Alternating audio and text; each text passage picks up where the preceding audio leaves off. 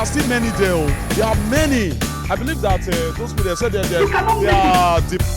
When you begin to hide yourself, all the business I'm doing, how to keep business, like customer business, you see.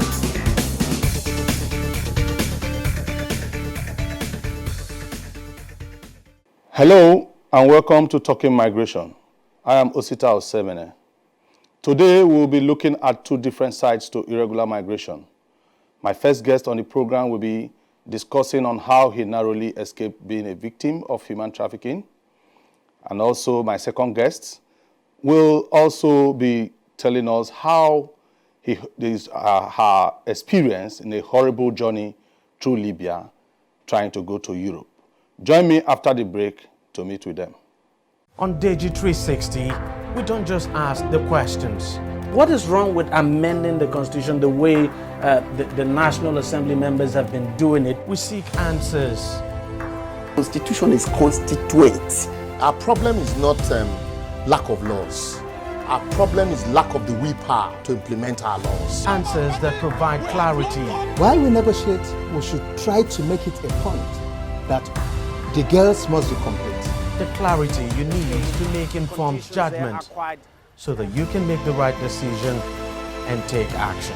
People are saying it is you politicians that are responsible for this, that you are the reason why this is happening. All these dollars that call themselves governors in this country. I wish we had people like Tony at the National Assembly. God forbid that I go to join that band. Digi 360, providing clarity to issues.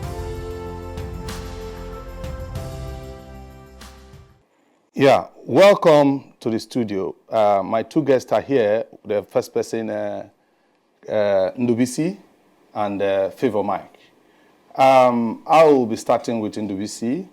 Ndubisi, a young, vibrant Nigerian that once upon a time wanted to seek a greener pasture to Europe to go and study, if I may guess.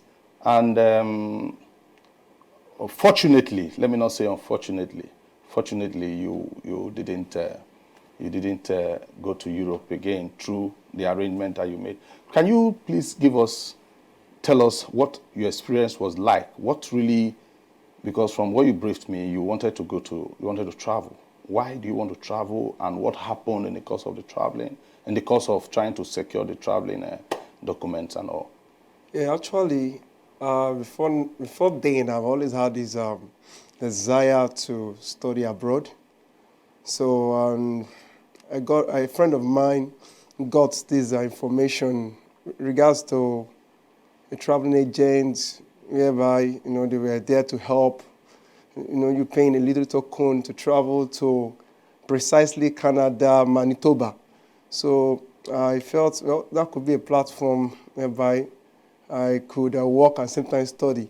So then he brought the information I needed and introduced me, and himself also took interest. So we both went because they had an office, and we both went there, and we were put through on the other things we needed to know and the amount we needed to pay and all of the rest. So, but the bottom line, after going through everything, the whole processing, we were told to get our international passport ready, go for police character reports, do this, get yellow cards, and all of the rest. And pay some money and all of the rest. So we kept on hearing that there are more people they want to add to the whole thing. Then gradually begin to be clear on me that this thing is looking like human trafficking, but the way they put it, because they made us feel that it's not like human trafficking or whatever, because they were telling us, in fact, my friend had brought the information, in fact, brought a newspaper, as in like they create an advert on a newspaper. So and they made it look very official. Look very official. There are no trace of suspicion at all. So that made me like, okay, let me just give these people a try. And they had an office. You could come in anytime, ask questions. So it's like, this seemed to be real. And on and on and on until after we were given a particular date to travel. Then when the date was almost approaching, we have informed again that there's a rearrangement, they are reshuffling one or two things, and they needed to add more people, and the number kept increasing until like in tens of thousands. like that until a particular time came. In fact, even before then, we also had a seminar, like information. The man that was to carry us out before for the first time, and we got in a particular hall like that, and thousands of people, and it was giving us information, educating us, and allaying our fears at all, in case if anyone is having any fear that it might not be real and none of the rest. So we all just, keyed in and continued to follow and, and do the necessary thing until we got information that the whole thing was just a scam all along. And in fact, it has to even come out on air, as in on a particular TV station.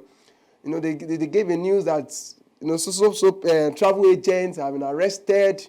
The man actually escaped, and it was just his workers that were arrested. And, and that was how our money went down the drain. And the whole hope of traveling to Canada and Manitoba, in fact, just ended like that. In fact, the body that arrested them, if I even seized our international passport, and we had to go through a lot of process. What body was that? NAPTIP. Okay. They had to seize our international passport, for us, and we had to go through a lot of process now to recover and retrieve our passports. And in fact, that was just the end of the whole show. Okay. And that was a bit, although I also looked at it that maybe God never wanted me, because what if I finally traveled and it ended up turning out to be full human trafficking and me getting to face so many things, and who knows, probably one could have even died in the process. Okay. So I just thank God that I'm alive, even though the money and the whole dream, everything just went like that. How much did you pay entirely for that? At first, we paid the main amount was 50,000. That was 2011. For registration? Yeah, for registration. Then there was some other money we had to pay, processing fee, and some of the rest, and even the money for internal passports, police character report. There's so much money like that we were able to miscellaneous. Let me just put it that way. Okay. So that we paid and everything. If I could remember, we amount close to 150 to 200,000 for just the processing. I'm telling you, and the processing. In the course of the orientation, when they were giving you orientation, yeah, it said so many people were there. So many youths. Both youths, both matured men. In fact, a whole lot that want to go and seek for greener pastures. I tell you. Yeah. Then, what was actually going through your mind when they were doing their orientation? What kind of mood were you then? Well, I could say, I can say I was a bit relaxed at first. I was a bit fidgety. Could I be doing am I doing the right thing? Are these people right? But when the way they were giving us the orientation, they made us feel all is okay and just tried allaying our fears and all of the rest. So I was relaxed. I was like, this is an opportunity for me at least to study abroad and all of the rest. So I was a bit relaxed until the whole thing was unveiled that it was all but just a scam and the rest of them. Okay, and we say thanks for sharing that. I'll still come back to you. All right. Favor. Sir. Yeah, how you doing? I'm fine, sir. Yeah, Favor, you traveled through the land. Yes. You went through Libya. You were going to Europe. What gave you that encouragement? How did you know about it? Because I know that a lot of people don't know that there's a place like deserts. How did you get yourself there? Who gave you that information? Was it an arrangement or was it your own decision? What happened? Well, I've been hearing of human trafficking, but I never knew it was through this process, you understand? After I helped my mom in doing her sales that particular day, though the guy stays in our street, but we're not really close. I do see him, you understand? What year did this happen? That was 2017. That just last year? Last year, yes. What month? That was January. January. That was when I got the information. Okay. So the guy walked up to my mom, you understand? He was like, wow, your daughter is very intelligent, you understand, smart. As she could, as in travel abroad to go to school, and while going to school, work at the same time. And since she was into restaurants, you understand, food, I had the idea also. I was like, my mom came to me, she told me, and I was like, wow, I love that idea. It's also good. What was the idea? As in me going to, as in flying abroad. To which country? Italy. Okay, he was flying you to Italy. Yes. Okay. Then opening a restaurant and going to school. In Italy there? Yes. Okay. Then that was the idea he brought, and I was in love with it, you understand. Then took my attention.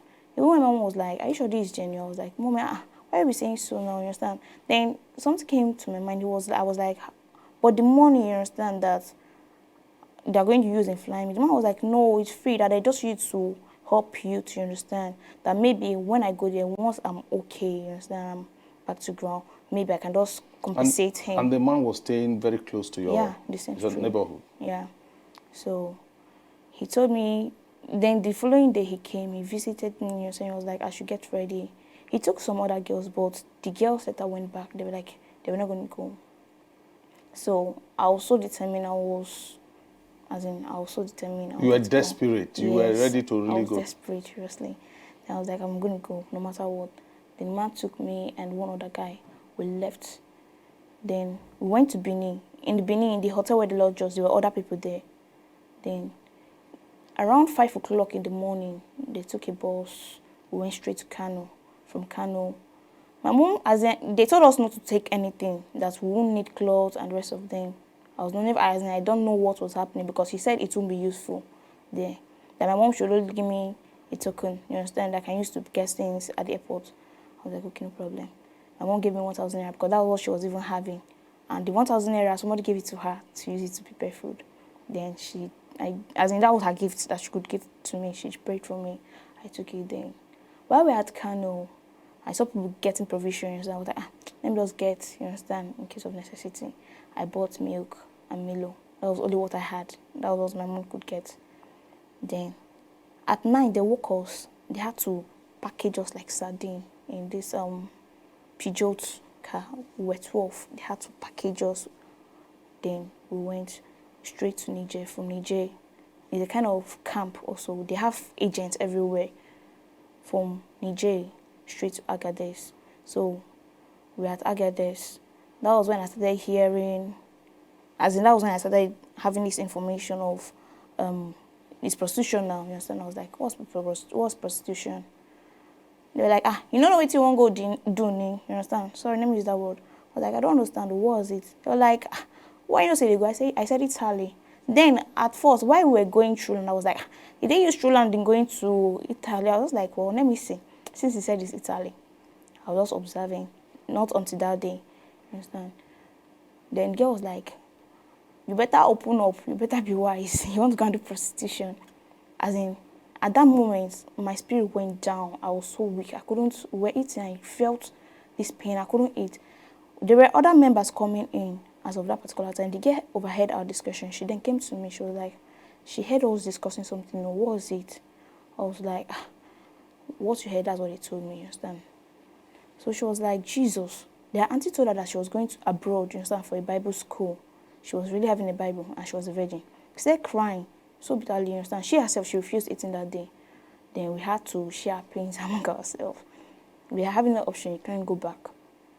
Then I was like, okay, let me see the end of this thing. Since I was having, I have no hope, you can't go back, you can't do anything. And you're in a strange land. Why? Why couldn't you go back at that point? They don't allow you to use phone. Okay. You don't communicate. Okay. And there's no way you can go back because you're in the hands of those people. Everywhere is secured, tight. Okay. You don't go out. It's just for them to come, give you food. Then if you have to travel, they'll package you back in the motor. Then from that place, we went to Agadez. From Agadez, we were on our way to Libya. That's when we entered the desert. It was very, very tough. The cold that was during, that was their cold period, and that was during January. I left, let me say, first week of January. Then the cold was much, you understand? People were dying in the desert because of cold. Secondly, water, there was no water.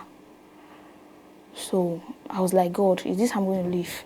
I was just like, well, what will be, you understand? I just hold on to myself. I started encouraging myself. I was like, I won't die in this place. I was just myself, you understand? So while we're going, they have to pack us hazard, you understand? We have to say, the sun will have to sit here. You can't shake, you understand? Even the heat alone, the sun, during the afternoon period, the sun alone kill people. Or sometimes the vehicle tumble because they do right speed. It tumbles. Then if you have accidents, if you die, they'll bury you there. Or through the process, they ride very rough, you understand? Those people that were even sitting inside with the, as in with the way they ride, you understand? We do feel as in the waves, you understand? Not talk of those people that sit at the edge with stick. Yeah. they use stick to hurt themselves, you understand? If those ones fall down, you're on your own, they won't stop. So it was really good though.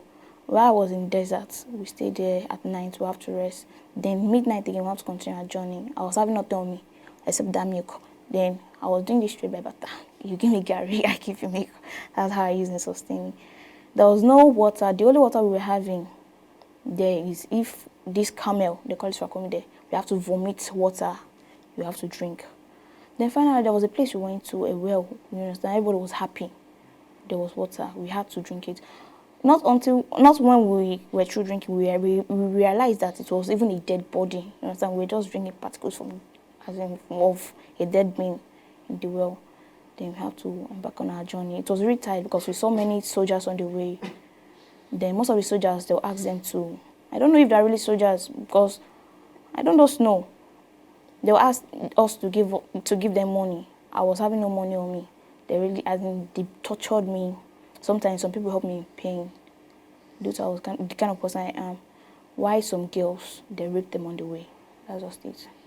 Okay. At what point, how long did it take you in the desert? Let me say a month. Because when I could get to Libya, I got to Libya on the 16th of Libya. On the 16th of what? Libya. On the 16th of February, I mean, that was when I got to Libya. You left on January? Yeah, let me say second week of January. Yeah. And you got there 16th of February? Yes. Because I could believe that we were just like, hey, Valentine's Day in the desert and the rest of the thing. At what point did you get to in Libya, your first arrival in Libya? What point, what state? I really don't know, but they call it Gatron. Okay, Gatron, that's the first state. Yes, the first state between Niger and yes, that's after Agadez. Yeah, after Agadez, yeah. What was the experience like in Gatron? There's a kind of, they have agents, like I said, they kept us there. Then they'll have to call your bloggers, you understand, that they call them bloggers, that the people that they want to send you to, they call them bloggers. Then they'll have to call them that, look, your goods, we are goods to them, that they've arrived. Understand? Then they'll have to, once they've paid them, they'll have to go and they'll deliver us to them because we were goods. Let me use that word. They have to deliver us to them. So as we deliver us to them. Then while I was in Gatron, I was supposed to go to Italy. That's we stayed in our blogger's house. They have their rules and regulations. You can't come out. You only bathe once in a while, as in once in a day. And with that bathing, before you must bathe, you must have to work hard. That's if you are the good type. If you are the type that does not, you understand. So what kind of work were you doing for the bloggers there? As for that, as of when I was there. In that connection house? No, that was the blogger's house before as in the person that bought me came. Okay. At what point, the guy that connected you, that said he was taking you to Italy for a restaurant, at what point did you notice his disengagement from the transaction? Right from when I left Benin. That was on my way to Kano. Okay. The arrangement they had was with somebody in Benin? Benin, yes. The Benin, Kano, then Kano, Niger, Agadez, you understand? Okay. Did you suspect any kind of exchange of money between the person in Benin? Sure. Collected money from the person? Yes. Okay. And you said the person was your neighbor? Yeah, he stays in the same street. Okay. And from Gatron to Tripoli, was it Tripoli you finally ended up? Or no, Suprata, that's the seaside. Suprata. Okay, from Gatron to Suprata, the connection man that kept you in Gatron, was it the one that called the blogger in Suprata? No, yeah, they had their connections. Okay, they had their connections. Yes. Okay. So while we were at Gatron, they bought me. I have to go into the business. Do you know how much they bought you? They bought me 500,000. But Naira? 500,000 naira, yes. Okay. But if I'm to pay, they call it snooze, I have to pay times 2. That is 1 million? Yes, 1 million. But when I was through paying, I calculated everything. Due to police, because the Arabs also, they use it as a business there. Once they notice that this is a connection house, that's where girls are, they'll come and bust the place, they call it busting, they'll pack everybody to the station. When you get to the station, they have to torture you with life-threatener. The guys, they have to turn them upside down, tie their hands, torture them, naked them, you understand? Some of them, they even use this... was it in Gatron? Yeah, in Gatron, inside of Gatron. They use what's it called? Is it spinal cord in penetrating boys, for example, or something. They use to pluck out people's nail. That's the kind of torture they give there. Food, they don't give food, you understand? The only food that I know that they can give, at least with our girls, if they do, that's if, let me say, it does come to them that they should give us food. Is this Hamza bread? They call it Hamza bread, the kind of bread. They have to divide it. One person, as one bread for 3 people. Then when I left, when I was trooping, I was like, I don't want to go. You understand? I'm looking for a way to go back to Nigeria, but they were like, you can't go. If I stay there, they're going to resell me. That I have to forge ahead. And why they were doing it, because they were going to see income, as in they were going to see their money, because any work as in if I should go for a work, I have to divide the money into two. So they were like, I can't go back. And you going back also is it's a big problem, because you don't know what you meet in the desert, because they're also, as in asthma boys, as in a kind of Rebels kidnappers. and Yeah, it's happening. So I was so confused. I was like, okay, I don't have any option. Since I'm training, just go ahead. Then I told her, that's the same bug after I was trooping. Then she connected me to her driver, because she was also having some passengers also that was going to go to Italy. Then we went together from Gatron to Sabah. At Sabah, we stopped there. Then had another driver, you understand, because they have a way of packaging you to pass a particular checking point and the rest of them. So from Sabah, we went to Tripoli. Those that could not meet, as in could not pay their money, they stopped them at Tripoli. Those that their money were complete, they took them to the seaside, that's Saprata. And while you're at Tripoli, if you've not paid your money, they always torture you to control your money. Understand? If it's the girls, they'll just sell you. That's their business. And if they should sell you, you don't want to work, they'll resell you. And the more they're reselling, the more your money is increasing. So while I was at the seaside, I was kind of... As at Suprata? At Suprata, yeah. It's a kind of a ghetto, name is that what they get to. So everybody have to hustle to cook. So I was there. During the time when they were fighting their war with Suprata and Misrata and whatever they were fighting, it was close to us, because all the bullet that was flying, where we are lying down, it's pierced so many people. Many people died there, even in the bedroom where we go to bathe, you understand. Bullets would just fall, would just touch someone, and if you die, they'll go bury in the desert, you understand. Not until when the soldiers, that's the Libyans themselves, came.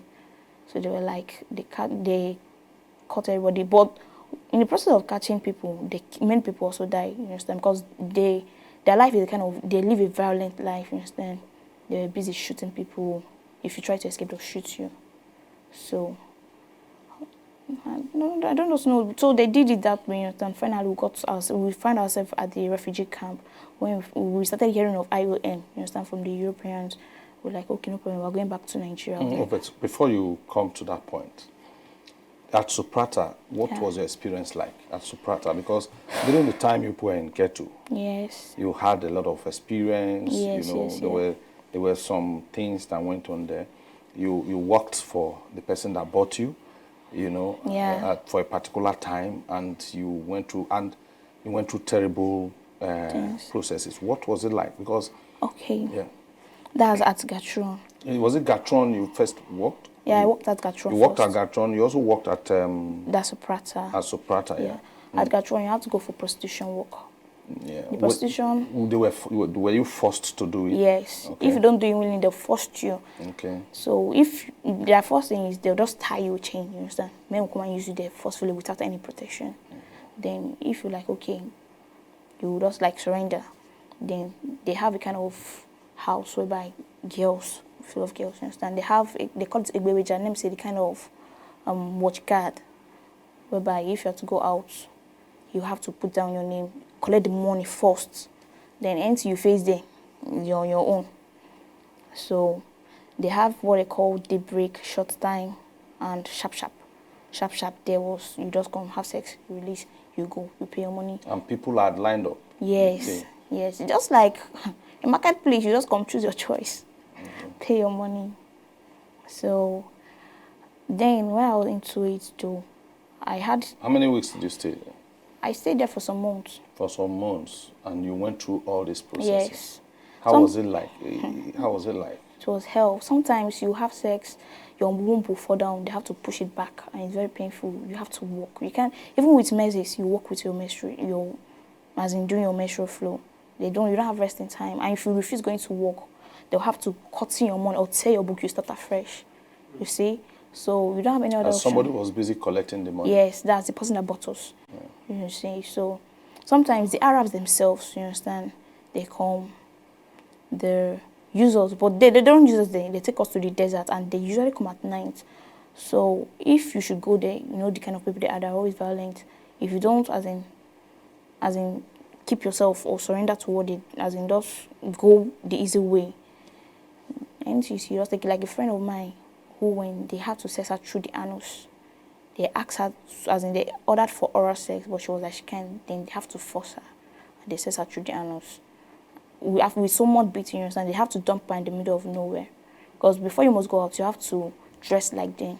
You understand? So she had to, I mean, look for direction. She made a call. That was how she came back. Still, she went back the next day, as in went back to work the next day. So this is what have been going on. Yeah, Favor, I'll come back to you. We'll actually be going for a short break now, and we'll come back shortly.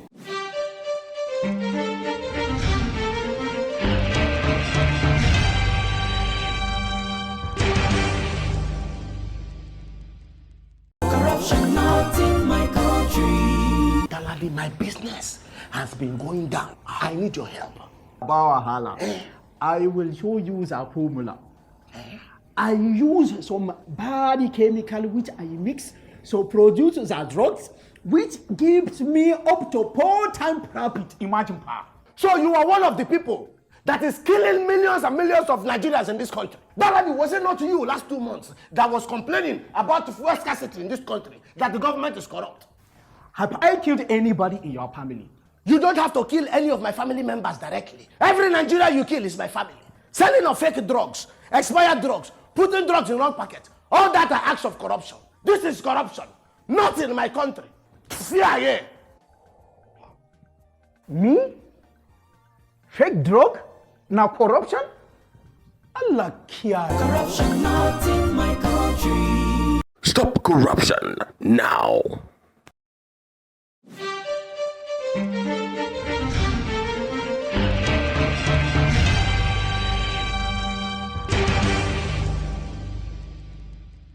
Welcome back. In the studio with me, still Ndubisi and Favor, my wonderful guests. Ndubisi, back to you. What pushed you? What made you feel that going to Canada to study is the best option? Actually, what I had in mind of studying, I wanted to study medicine and a particular course on obstetrics and gynecology. So I feel here in Nigeria, those studying that line of course or medical course are not one of the best to reckon with. So I feel, one, going over there, it gives me that privilege to be one of such to be reckoned with. So it gives me exposure. It's, make me know so many things, improves my intelligence quotient and all. So those are the things I felt I looked at, I considered to embark on that led me to embark on that adventure.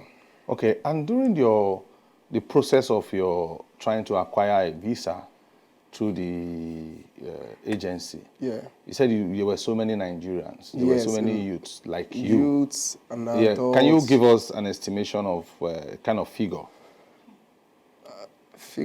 I can't really give. I think, but we have more. The question is, the issue is this: the number of members or number of people involved were in their thousands. Let me say tens of thousands. That wanted to go outside to either seek for greener pastures, yeah, or go for study like you. Exactly. Okay. Although we have, I think the large percentage should be on the youths. We have more youths than those that are more of middle age. More youths, like what age range? Okay, age range should be within that. We have those from 20 and above. And above. Yeah. Okay. So that we have middle-aged men and women. Yeah. At what point did you start feeling that it was deception, that it was fake promises? Yeah. So that is at the point of whereby at first they were scheduled to travel in July. So then, after July, we discovered that we were not getting information as to what next to do. Waited throughout the whole of July, nothing, no information, nothing. And we start suspecting a foul play there. He won here and there. So then later we got an information that it has been shifted to September. September again, okay, let's just still wait. By then our hope started getting dim like that. until by the time we looked at the whole September, it was in the middle of that September that we now had, I just had to switch on the TV, and it was on super screen. I started hearing information that so they announced the travel agents and what they did. In fact, that was where it's covered. So we were actually scammed. And okay. So if such exposure was not there, maybe you would have found yourself in somewhere. I tell you. You understand? I tell you. You know, that's why I was asking at what point. So it means Yeah. that it was through the news. Yeah. That gave, so which means before that time, some of you were agitated and you were desperate. Of course. You wanted to leave. Yeah. And every requirement that was you were asked to bring, you made available. You were making it available. Yes. At that point. Yes. You know, and every other person was busy also trying to. Of course. To do it. I'll come back to you. Let's get to Favor and hear Favor's side of the story, because Favor's story seems very, very interesting.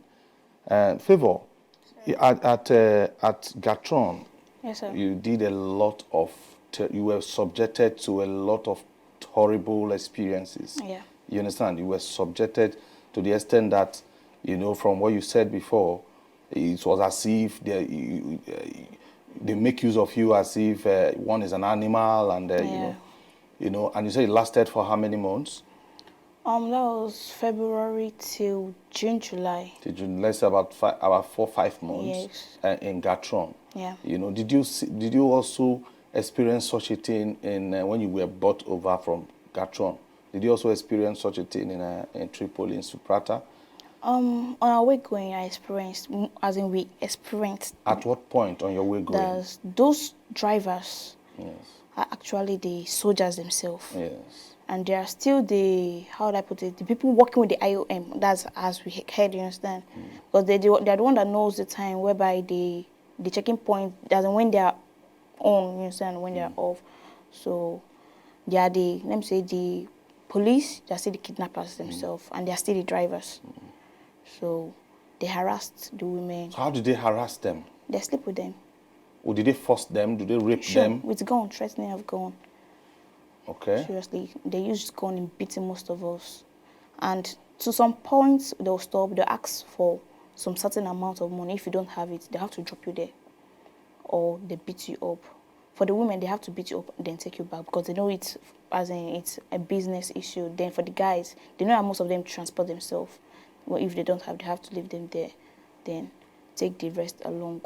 Yeah, is this true that a lot of people said when in the connection house, all of a sudden, you just experience soldiers or police busting the connection, yes. and they'll pack everybody to the yes. prison. Did you, in any time, experience such a thing? Yes. Getting to the prison? Yes. Them themselves, they use as a source of income. That's the Arabs now. Yeah. At what state? What state did you see that? That was when I was still at the Gatron. Okay. They busted you in Gatron yes. and took you to the prison. Yes. So once they've taken us to the prison, they know that definitely, as in someone owns us, you understand? Then they have to wait. They have this Nigeria president that's in that Gatron that represents the whole of Nigeria in the police station. Then the connection woman will go to him. Then he has to go to the policemen to pay some certain amount of money, then to feel. But while you're in that prison, they have to torture you. You know, the girls, they have to cut your hair first. What torture in what means? They use life threatener.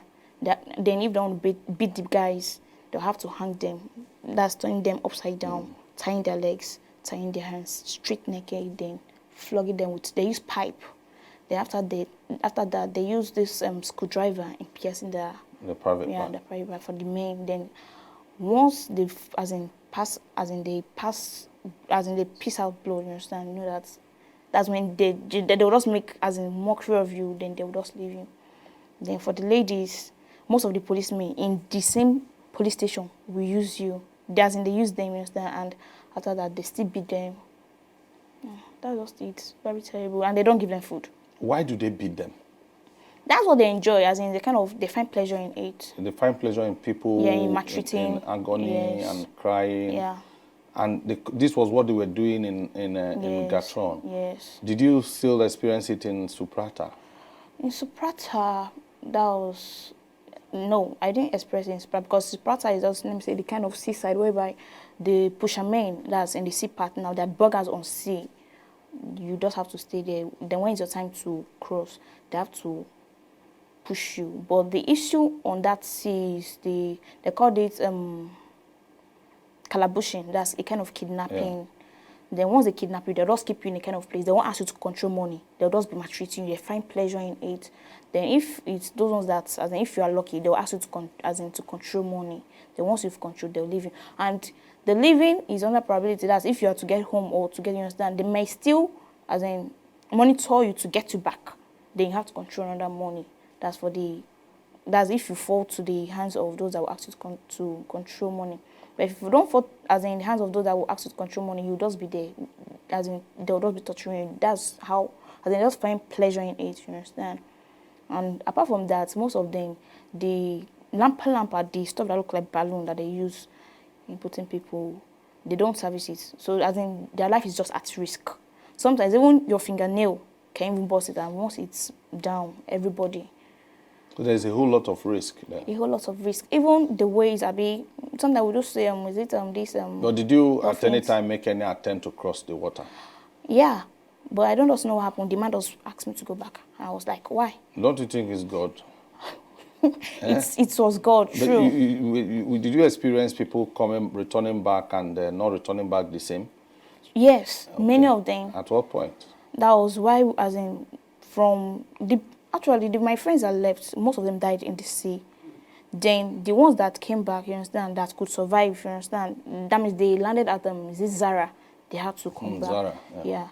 They were being caught. Most of them controlled money. When they came back, they said their own part of story. They were also being tortured. But most of my friends, I know that when we came back to the refugee camp, most of them were being shot. Most of them, as in one eyes, you understand. That's the males, especially, even the girls. Everybody has its own parts. You know, they really torture them.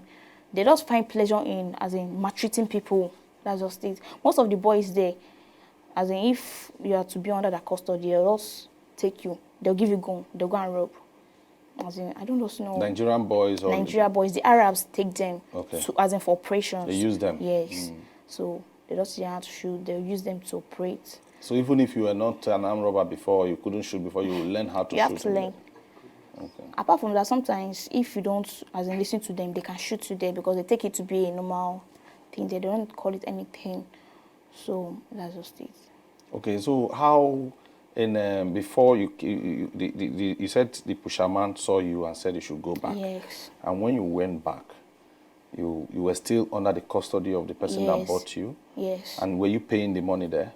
No, I paid the money already from Gatron. You completed the money in Gatron. Yes. So you worked 1 million naira in Gatron? When I calculate my money, it was close to 2 million plus. Under 4 months? Yeah. Ndubisi, since, let me say you are a lucky potential migrant, because some persons were not lucky. What have you been doing since you couldn't make it to Canada again? Yeah. You know, and these people were busted. What were you doing since then? Actually, at first, after the whole thing, I was really overwhelmed. As in, like, it really affected me psychologically. It took quite some time for me before I could come out, because I put all my hope on the stuff, and so at first I was almost committing suicide. So it's a gradual process. Gradually, I was able to, with being surrounded with my brothers and some friends, and who were encouraging me to just let go. So I had to, just encourage myself and to believe that, that as long as I'm still alive, that I still hope. And I had to move on with life. And I think I even picked up an ND program in Yabatech, just to, let go and forget all the whole things I experienced. So that's just it, basically. Okay, and since then you picked up the ND project. Have you rounded up the? Yeah, I finished that 2005. Okay, on what? Science laboratory technology. Okay. So I intend going for my HND, so which I've already started. Okay. So, yeah. You finished that 2015, not 2015. Sorry, yes, 2015. Yes. Yeah. Although before, when I picked that up, there were also, then I think a year or 2 years after, while I picked that up, a year or two before, no, a year after, because I was like, okay, after the OT, because my brothers really assisted me, they spent a lot of money during that course of the first travel. So they supported they supported me. They wanted you to succeed. Exactly. Like every other Nigerian family, brothers, sisters, exactly. they want their siblings and everybody to succeed. Partially they were not very happy that their money went down the drain. Yeah. So the other part, they were like, okay, Abraham was not just kill himself because they saw I was always isolating myself, always all to myself, and depression was setting in, which could now lead to suicide. So they were like, okay, they tried encouraging me, make sure I was not always at home all alone, and until I came out of all the whole depression. Then a year after, and that was when I picked up the OND form, Yaba Tech and all of the rest. But after then, I think there was now this issue of, you're going to sponsor yourself in school after we spend his own money. So I now saw one offer too like that online. This was another one, like, I may not really go in details as I went in detail in the other one. Also, it was a white woman, a doctor in London. She was looking for someone to work for her, and all of the rest. So you were still in that spirit? Yes, no, the spirit has come, but this time around, I was like, okay, I need a job. So, but, okay, and this is not school again, this is job. This is now a job, no longer school now. So, in fact, I had to, at first I was like, I had some few reservations, but I still probably this could be a better offer. This could be better than this. After all, this ones we even saw them live. We did everything, and yet, so this one I had to follow the woman on Facebook, and we were chatting, and she now connected me to some people in Nigeria here who claim to be working in the embassy. In fact, in the British Commission, yes. Exactly. So. And all of the rest, in fact, I may not be able to go in details because of time. No, but I think we would like to hear some very vital information. All right. The first information there is that, so she connected me to these people. I never knew she to, all of these are just, they're just unreal people. They were not just real. So okay, let me agree with you that passion didn't just die completely. I mean, the first one, as it didn't die completely, but it doesn't always die like that. It doesn't always die like that. So I managed, and okay, I started chatting with her. Then she connected me. She tried to show herself to be. She was saying she's a doctor and all that. I she want said to assist you, a good citizen, good Samaritan. Exactly. Yeah. For me to go and work for her over there and all of the rest. So then she connected me with some guys in Nigeria here who she said they are working in the embassy and all of the rest, in the British whatever.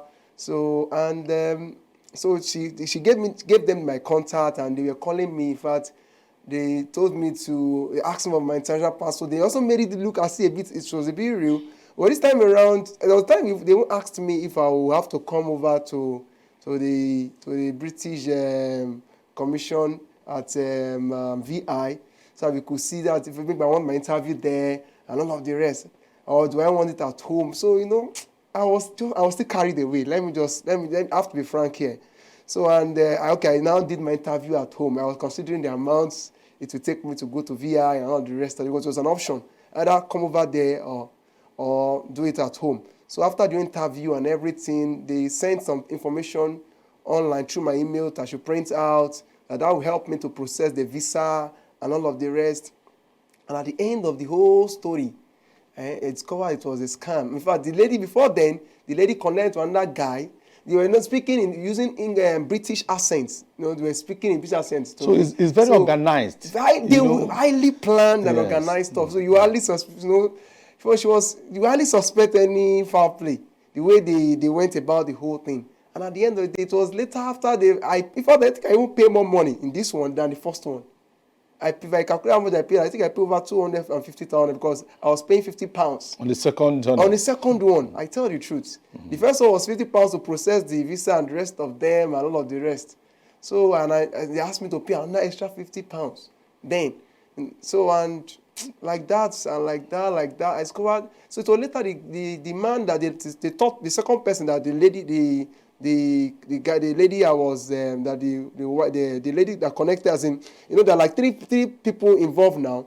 The person I was to work for connected to the people in Nigerian who will help me to come over there and all the rest. So the lady I was working with now linked me to another guy that will finish the whole thing. I never knew I was. It was just like I was just being deceived and all. So the bottom line, at the end of the day, after they made me pay some money and the rest of them, maybe they felt they were satisfied. One of the guy now said, yes, he was so bold enough to tell me I've been fully scammed and all of the rest. And in fact, he even told me that this is what they do for a living. If I could come and join them. And that was the end. The contract ended. The account number I paid those money into was closed. In fact, I just couldn't trace those people anymore and all of that. That was also part of one that affected my Facebook account. My Facebook account, they blocked it. They blocked my Facebook account. That was why when I wanted to create another, I couldn't use my real name in the BC. I used Success because they blocked everything. No way of tracing them and all of the rest. And it was inviting me to join them if I want to. Okay, so Nobisi, how it's a pity that you had to go through all these things. But how did you cope with it? How did you cope after everything? After everything, because of the first one, when I discovered I coped. I didn't die. I had to just, if this time around, I just had to gather myself together, put myself together, and move on in life. And encourage yourself. And encourage myself. Yes, I'll still get back to you. Favor, sure. You had a terrible experience. I don't know. But welcome back to Nigeria. Yeah. Yeah, how did you now eventually come back to the country? It was through the IOM, after they caught us at the refugee, at the Suprata, that's the IOM. They came through the Arabs themselves, but they also came through the violence. We understand there were a lot of shooting and the rest of them.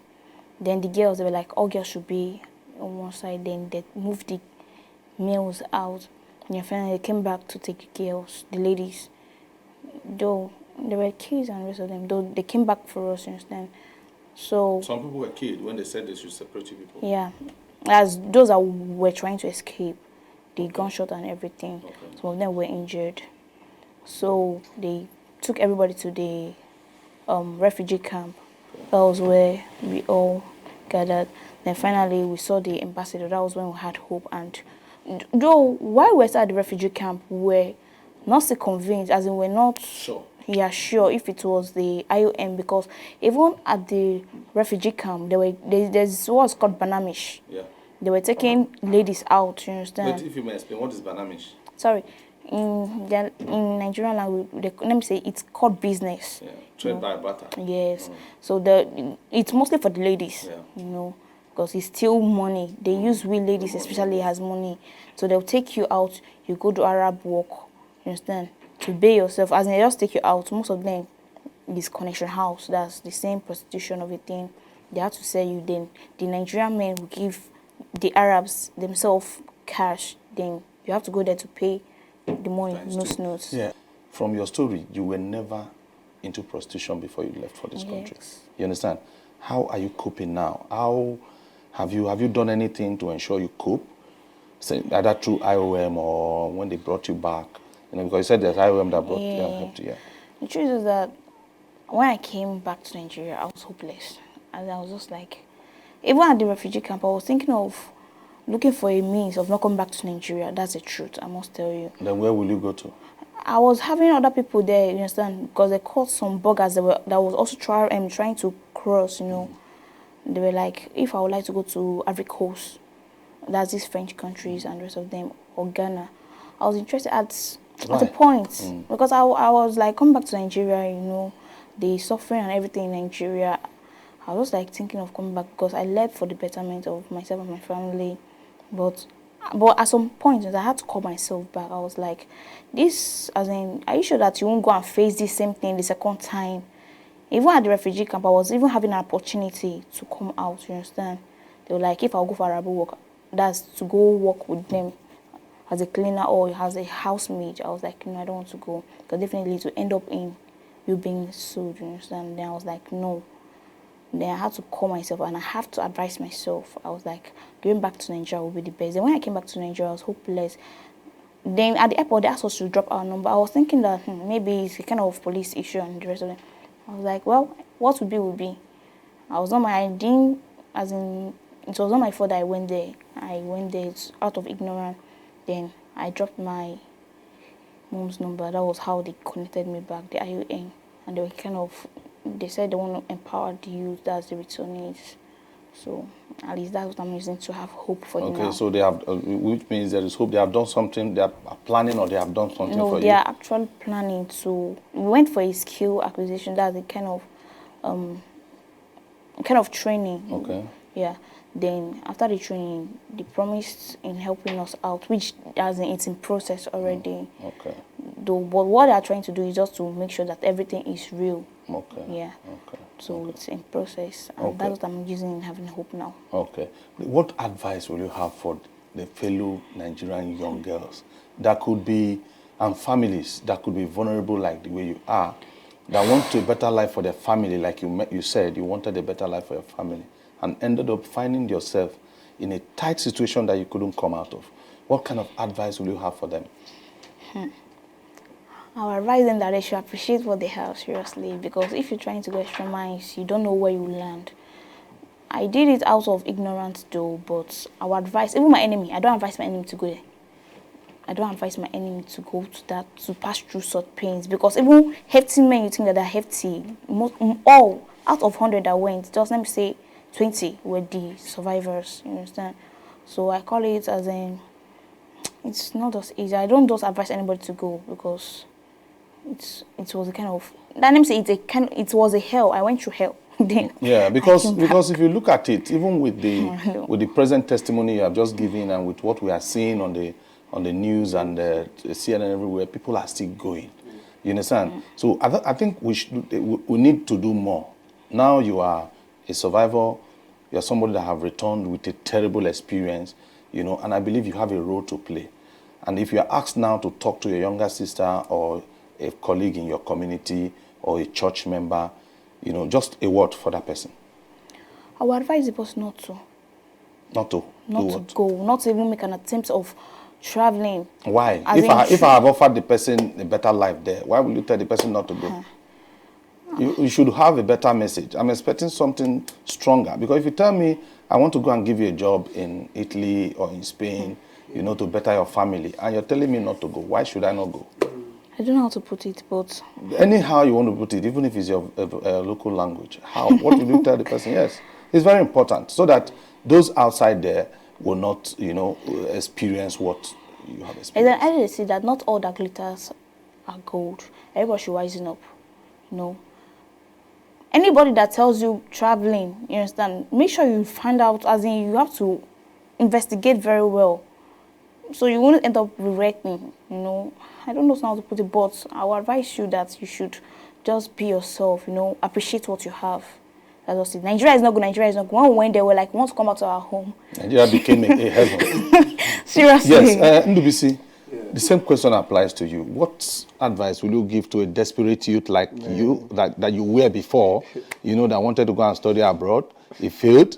Now he wanted to go and get a job, and also got an offer, was swindled in one way or the other, we have so many youths like that now. Millions of youths want to leave the shores of this country. They want to go and make a better life. We believe in this word that the grass is greener out there. You understand? And I don't think that is true, but we are not saying, from me, I'm not saying that traveling abroad is bad. No, it's not bad. But what will you advise youths like you? Just to pick from what you said, traveling outside the country is not bad. But it's going about it the right way.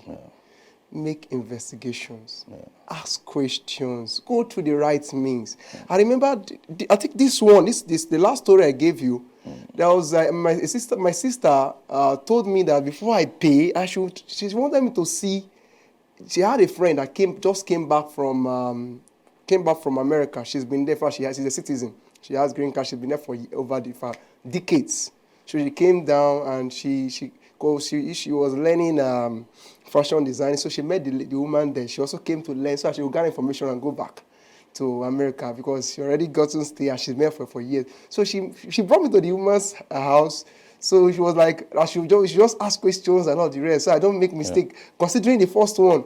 So the woman tried to take me to the visa office so we can ask questions based on that. So, but at the end of the day, the bottom line is I was telling her that I told her, okay, I'll give her feedback, I'll call her. So I went back home. So the day I was supposed to give her, I told my staff, I beg, she don't make her. She won't make another person make her. So, some people right now, if there's something I'm going to say now, the other I'm going to give now, they might not want to take it. They also want to sound who I sounded. Now maybe he has seen something. Me, you will try, make me to go try him. I believe the best way to learn is to learn from other people's experience. Don't learn from the hard way. Because most of us have always learned from the hard way. So you don't have to learn the hard way. It's not always good. Learn from other people's experience. I think I just ended there. Yeah, thank you very much, NDBC. Thank you, Favor. What a terrible experience and what a story. I think it's something that everybody should be involved. Of course. Everybody must wake up to ensure that we don't lose our values, because it shows that we have gone a long way to our values are lost. Of course. People begin to trade on other people, to earn a living. Yeah. Yeah, well, that is it on the program. A word is enough for the wise.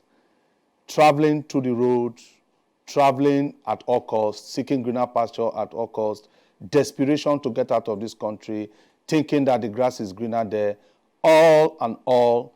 Yes, going abroad is good, but if you must go the right way. Join us next week for another edition on Talking Migration. My name remains Osita Osemene. Say no to irregular migration.